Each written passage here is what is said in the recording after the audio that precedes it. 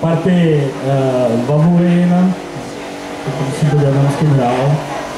Babulín porazil 2390, porazil Štefansona, silného mistra z Islandu, velmi pěkné partii.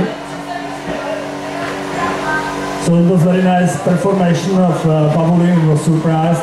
He just beat Grandmaster Stefansson, but it was really very easy and very nice style.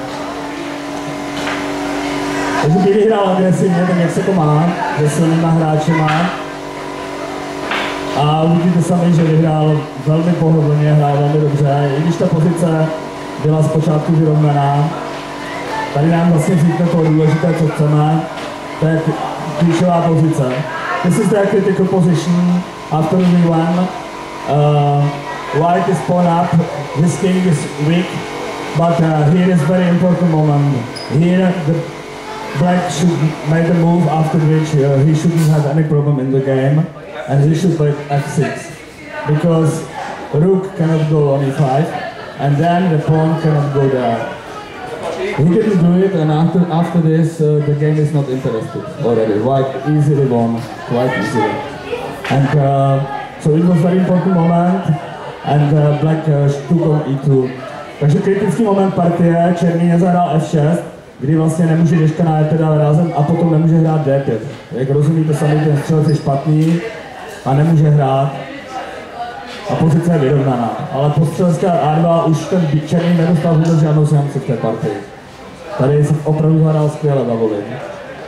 As you will see now the difference of this bishop is playing. So it's quite easy, and it was mistake of black, which thought that there will be contraplay on the rook c2, but the position is almost lost for black.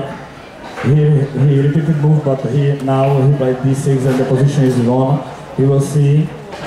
Takže Bílý odmítl remízu a našel vyhrávající pokračování, velmi elegantní. Podívejte se na ten, teď to se ti bude líbit. Velmi elegantní tah. Běž g5, ne pardon, tady běž e5. V pozici po dáma f6 by přišlo běž g5. So in this position he played queen h3, and after g5 he just resigned it because he cannot do nothing against taking on g7. That is queen f6. But in the position move before, after queen f6, there is a lovely rook g5. Takže překrásné vidíte, kdyby přišlo černý, vezme na e7, šach, vezme. A teď se podívejte, má dva pěstí, černý má jediný tah, střelec f7, aby pokryl, a teď přijde zase překrásné vidíte. Šachy jsou krásné. Chess are just beautiful, because after taking there is already the typical knight. Takže to bylo špičková partie od Babulina.